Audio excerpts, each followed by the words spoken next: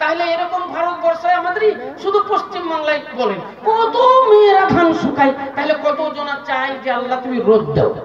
আচ্ছা বলেন তো কত জনা ধান লাগিয়েছে তারা বলে আল্লাহ একটু পানি দাও, তাহলে হাজার হাজার মানুষ বলছে আল্লাহ পানি দাও। একসঙ্গে এক সময় একজন বলছে, হাজার হাজার লোক বলছে পানি দাও, আর হাজার হাজার লোক বলছে আল্লাহ তুমি রোদ দাও। তিন চারটা ছেলে আপনার ভালো ভালো জোয়ান সব সজ্জায় সজ্জিত, তারা বিছানায় পড়ে পড়ে কাকুতি মিনতি করছে, অনেক জনা আনন্দ ফুর্তি করছে, বিয়ে লাগিয়েছে।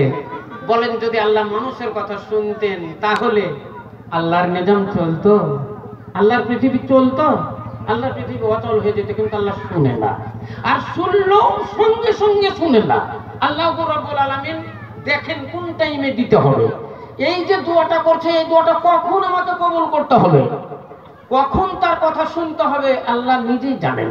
সেই সময়